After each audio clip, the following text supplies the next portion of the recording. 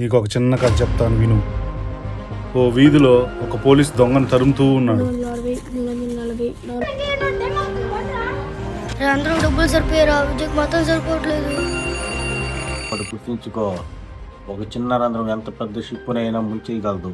మేమంతా railway station లో, bus station లో, జనాలు రద్దీగా ఉన్న ప్లేసుల్లో ఉంటాం. కనబడలేదు, ఎక్కడికి వెళ్ళావు? తాత బ్యాగ్ ఆడుంది.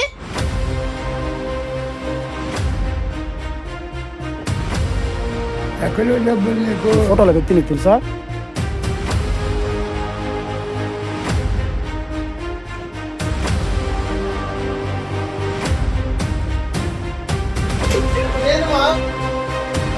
ఇప్పటి వరకు కోతి గొప్పదానాన్ని చూద్దాం, ఇక మీదట సింహం గొప్పతనాన్ని కూడా చూపిద్దాం. పిల్లల్ని నువ్వు బెదిరిస్తే భూమి పైన ఉంటావు, డబ్బులు నేను నీకు ఎందుకు ఇవ్వాలి? అదే పిల్లలు నిన్ను బెదిరిస్తే భూమి లోపల ఉంటావు.